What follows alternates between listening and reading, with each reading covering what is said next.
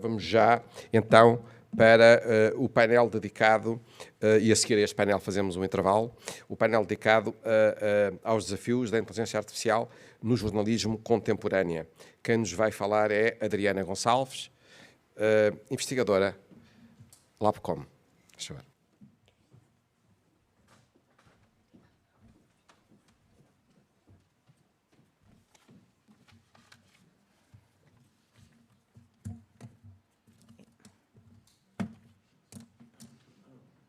Olá, bom dia a todos.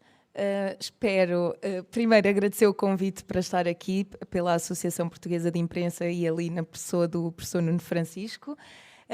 Uma pequena apresentação minha que também não me conhecem, não é? O meu nome é Adriana Gonçalves, eu sou da Guarda e sou estudante de doutoramento em Ciências da Comunicação no Labcom, na Universidade da Beira Interior, na Covilhã. E hoje gostaria de trazer aqui soluções para os problemas que vocês já levantaram na primeira sessão. Infelizmente não trago soluções, trago ainda mais problemas, ainda mais desafios e mais dilemas. E então venho-vos falar um bocadinho daquilo que é a minha investigação no doutoramento, que trata a questão da inteligência artificial no jornalismo português, e trago-vos aqui então mais reflexões e mais questões que podemos debater em conjunto, nomeadamente sobre estes desafios que se levantam às novas tecnologias de inteligência artificial. E agora, tentar passar isto. Talvez não esteja a conseguir. Para aqui? Ok, não está. É na setinha, certo? Ok, passou. Ok, obrigada. Então, aqui um bocadinho do contexto do que é a inteligência artificial. Embora este tema não seja totalmente novo, os primeiros debates aconteceram ali por volta de 1940, 1950, quando um grupo de cientistas pioneiros começou a questionar se as máquinas, os computadores, poderiam desempenhar funções que naturalmente precisariam de inteligência humana. E então começa-se a questionar se numa mesma situação os computadores podem desempenhar uma função semelhante a um ser humano. E hoje aqui, passados 80 anos, cerca de 80 anos, sabemos que a inteligência artificial, como outras tecnologias, acaba por entrar no nosso cotidiano, por mais que não nos apercebamos disso. Mas tem entrado nas formas de comunicação de variadíssimas maneiras. E aqui um dos momentos-chave que eu gostaria de destacar é o lançamento do ChatGPT em novembro de 2022, que foi aqui um momento de viragem neste setor da inteligência artificial. Sem vos maçar muito, trago aqui 3 definições que podem ser utilizadas como definições da inteligência artificial. Não existe um consenso unívoco e entre todos os investigadores, entre as comunidades também, porque esta tecnologia é aplicada já a variadíssimas áreas e é difícil, como vocês devem compreender, que os profissionais da comunicação, da filosofia, da computação, da informática, consigam compreender esta disciplina como uma única definição. Então, aqui a Comissão Europeia deu-nos uma definição em 2018 que a inteligência artificial pode ser vista como sistemas projetados por humanos que, dado um objetivo complexo, atuam no mundo físico e digital, ou digital. Aqui, uns autores conhecidos do mundo da computação acabam por nos dizer que é um ramo das ciências da computação focado em desenvolver sistemas que realizam normalmente tarefas que exigiriam inteligência humana. Ou então aqui um autor do campo do jornalismo que nos diz que, no fundo, a IA pode ser vista como um conjunto de tecnologias que incluem automação, processamento de dados ou machine learning. Vários usos que eu destaco aqui no campo do jornalismo e que, à primeira vista, podem não ser vistos como vantagens, mas eles apresentam tanto oportunidades como desafios que vamos ver mais à frente. Por um lado, podemos ver estas ferramentas como uma possibilidade de simular conversação, seja por escrito ou por voz, também uma possibilidade de distribuir os nossos conteúdos jornalísticos por várias plataformas, sobretudo nas redes sociais, também na produção de texto, que aqui é o meu foco mais direto na minha tese de doutoramento, que é a possibilidade da produção de texto por inteligência artificial, também imagens, sons e vídeos, verificação de conteúdos também nos vários formatos, pesquisa de tendências ou conteúdos virais nas redes sociais e ainda a análise de grandes quantidades de dados, que é aqui também uma grande oportunidade. Sem vos maçar muito, trago aqui alguns nomes de ferramentas. Muitas delas acredito já sejam vossas conhecidas, por exemplo, o ChatGPT, o Gemini, a Alexa, que são dispositivos de conversação, mas também outras ferramentas como o Claimbuster ou o TinHai, que nos ajudam a verificar a autenticidade, por exemplo, de imagens ou de frases proferidas em discursos. Temos outras possibilidades, como por exemplo na tradução ali o DeepL, que eu acho que podem ser úteis aqui, fazendo a ponte com o que tem sido falado durante a manhã. Acredito que aqui no exemplo do Lusojornal, por exemplo, poderia ser uma ferramenta utilizada para disponibilizar os textos, tanto no português como no francês, sem implicar mais recursos humanos. Com alguma facilidade, daria para utilizar este tipo de ferramenta e disponibilizar logo os textos nas duas línguas. E também outro tipo de ferramentas que nos permitem ou analisar dados, ali como o Google Analytics ou o Chartbeat, mas também corrigir gramaticalmente, editar textos e por aí afora. Então, eu destacaria aqui 5 potencialidades da inteligência artificial no ramo do jornalismo. Por um lado, podemos ver aqui a automação de tarefas rotineiras e repetitivas, e aqui eu acho que uma das oportunidades que eu diria de ouro da inteligência artificial é, por exemplo, na parte da transcrição de entrevistas. Temos aqui um grupo de pessoas que trabalham diretamente na área do jornalismo e devem saber o quanto é chato e maçador para um jornalista passar horas a transcrever uma entrevista, por exemplo, de 1 hora ou 2 horas. Isso acaba por ser um longo trabalho de transcrição. E hoje temos várias ferramentas que nos ajudam, ainda não são perfeitas, sobretudo na língua portuguesa, falham muito, mas já nos ajudam a ter ali um primeiro rascunho da transcrição e a partir daí é só fazermos a nossa revisão, a nossa edição e conseguimos fazer isso de forma muito mais rápida. Também através de identificar ideias a partir de dados não estruturados ou de bases de dados muito grandes que humanamente acaba por ser impossível de nós analisarmos. Então, esse tipo de ferramenta pode ser útil a verificar padrões, tendências, e nós, como jornalistas, podemos pegar nisso e fazer depois uma peça jornalística de maior profundidade, uma reportagem, uma investigação. Também a análise, então, dos grandes dados, que já falei, personalização de mensagens para os públicos, também pode ser uma grande ajuda, e melhoria também da eficácia tanto da comunicação interna como externa. Isto tudo, ou melhor, estas vantagens são algumas das vantagens mencionadas por um grupo de organizações mediáticas, que acredito não sejam o caso das aqui apresentadas esta manhã, mas outras de âmbito nacional, internacional, com muitos recursos financeiros que falávamos aqui, que é o grande problema do jornalismo e da imprensa em língua portuguesa, os recursos financeiros que tantas vezes nos preocupam, mas, por outro lado, vemos uma onda de instituições mais abonadas financeiramente que têm poder para investir neste tipo de soluções da inteligência artificial. E essas organizações mediáticas ali, num universo de 105 que foram inquiridas, pertencentes a 46 países, dizem-nos que 75% já utiliza inteligência artificial em pelo menos uma destas áreas, que eu destaco a recolha, produção ou também a distribuição. São as 3 áreas do processo jornalístico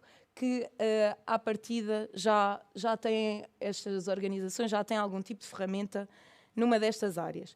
No entanto, o que é que eu destaco aqui deste relatório de 2023 é que apenas um terço dessas organizações inquiridas apresenta uma estratégia para o uso de inteligência artificial.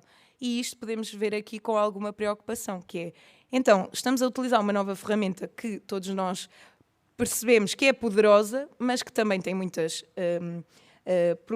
problemas e nos levanta preocupações, mas no fundo só um terço dessas organizações é que consegue ter uma estratégia definida para este uso. Isto claramente nos preocupa a mim como académica, mas a vocês também na área do jornalismo, certamente é mais uma preocupação e mais um desafio que os jornais estão a enfrentar.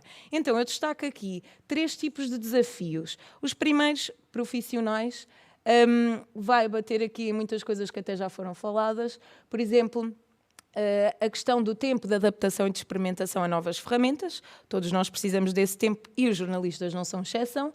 O problema de competências digitais e computacionais, que também precisamos que os jornalistas tenham essas competências. Aqui um novo grave problema que é a perda de empregos, que no fundo toca em tudo aqui que já foi falado.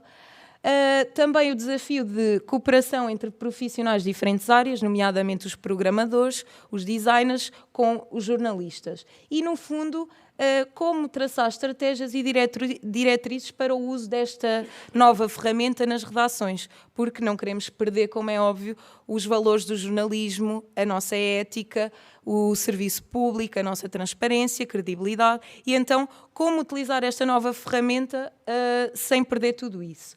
Depois, um segundo desafio, que eu acho que é aqui o mais problemático, tem a ver com a ética, os desafios éticos, e aqui eu gostaria de destacar as questões dos direitos e segurança dos cidadãos, que se prende muito com a problemática de como os dados são recolhidos, os dados que são alimentados ou melhor, que estas ferramentas têm na sua base, como é que podemos garantir as questões de privacidade dos cidadãos e, ao mesmo tempo, lidar com a vigilância, com a hipervigilância que nós vivemos hoje. Claramente, os vieses preconceituosos e discriminatórios, é óbvio que há também aqui um preconceito na base deste tipo de tecnologias, e aqui só destacar que, como nós sabemos, estas tecnologias acabam por ser sempre desenvolvidas pelas mesmas empresas. A Meta, a Google, a Microsoft, a Apple, tudo empresas de realidade até muito distante da portuguesa. Infelizmente não temos empresas portuguesas aqui pioneiras nesta área, e isso também acaba por trazer mais problemáticas para nós em língua portuguesa, que é onde é que está a língua portuguesa representada, como é que estes modelos são feitos, como é que podemos evitar realmente estes vieses. Então, mais uma vez, as normas éticas do jornalismo, como é que eu posso utilizar esta ferramenta e manter a minha ética profissional. E, mais uma vez, regulamentação para o uso da inteligência artificial, que é fundamental e que, infelizmente, só estamos a dar os primeiros passos agora a um ritmo muito lento. Por fim, e aqui desafios económicos já foram bastante falados pelos meus colegas aqui, e, no fundo, mais uma vez, vamos bater à falta de recursos financeiros. É uma realidade da imprensa portuguesa e até lá fora também. Recursos humanos especializados. Quem é que aqui tem dinheiro para contratar um programador, ou um designer, ou alguém que nos possa ajudar a fabricar um modelo de inteligência artificial útil para as nossas necessidades? Dependência das empresas tecnológicas, também já falei. Reformulações nos departamentos, haver aqui uma maior coesão entre os diversos departamentos e, mais uma vez, também problemático o investimento em formação. Quem é que tem recursos para isso? E aqui gostaria de destacar muito rapidamente o papel que a Comissão Europeia tem tido nesta área. Está a ser... Este tema da inteligência artificial está a ser continuamente pensado, refletido por um grupo de pessoas de diferentes áreas, e isso resultou já numa primeira lei para o uso da inteligência artificial, publicada em abril de 2021, que continua também a estar na ordem do dia e a tentar acompanhar estes desenvolvimentos das ferramentas. Essa lei classifica os riscos das várias ferramentas, e as inteligências artificiais acabam por ser regulamentadas, o seu uso é regulamentado com base nesse tipo de risco, que pode ser inaceitável, alto, limitado ou mínimo. Por exemplo, aqui, muito rapidamente, requisitos para a inteligência artificial de alto risco é, por exemplo, as questões na área da saúde, da segurança, dos direitos fundamentais, e está sujeita a requisitos muito rigorosos de transparência, qualidade de dados e supervisão humana. Mas, claro, só para vos dizer que isto é uma lei de 2021 e que antes de 2021 já se levantavam inúmeros problemas, inúmeras situações. Não sei se vocês se lembram daquele caso do despedimento coletivo da TAP, que foi muito noticiado e polémico, porque aparentemente na base desse despedimento houve uma ferramenta de inteligência artificial que selecionou as pessoas que iam ser despedidas sem que essas pessoas soubessem os critérios que foram utilizados nessa seleção. E podemos ver que, então, um mau uso destas ferramentas acaba por ser danoso para muita gente e para a nossa sociedade. E depois também proibição da inteligência artificial de risco inaceitável. Por exemplo, sistemas de pontuação social e vigilância em massa são proibidos e, muito bem, acrescentaria eu.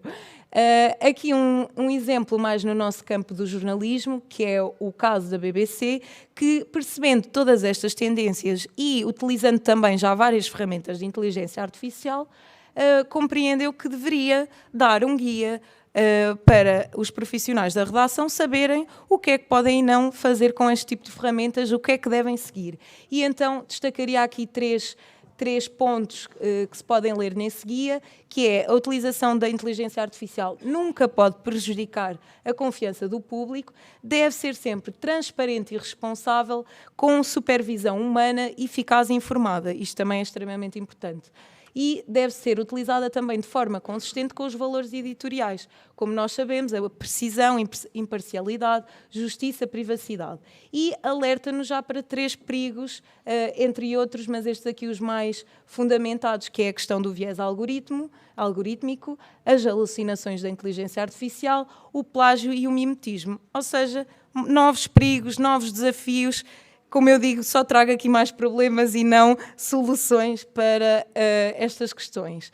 Mas, no fundo, queria aqui destacar, já em jeito de conclusão, que existem caminhos futuros que podemos percorrer em conjunto, tanto as entidades que regulam a comunicação, como os jornais, como a academia. Acho que é fundamental haver aqui uma ligação, seja entre empresas, instituições, academia, universidades e jornais, órgãos de comunicação, e esse caminho comum deverá partir sempre de uma colaboração interdisciplinar. Como eu disse, precisamos de chamar os programadores, os designers, mas também os jornalistas, os diretores, os legisladores e todo um número de profissionais que podem ser relevantes nesta colaboração e neste trabalho conjunto. No fundo, também aqui destacar que é imprescindível a transparência na implementação deste tipo de ferramentas. Eu dei o exemplo da TAP, mas podia dar 1001 exemplos de coisas que têm acontecido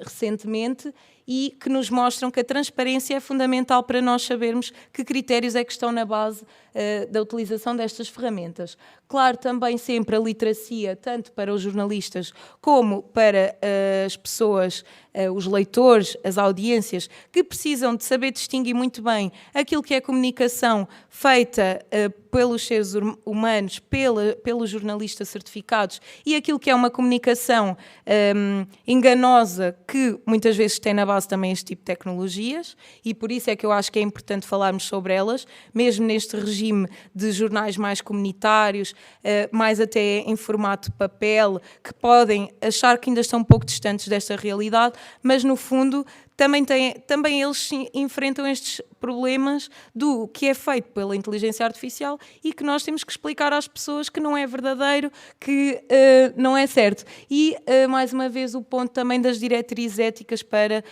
colmatar todos esses problemas. E obrigada pela vossa atenção.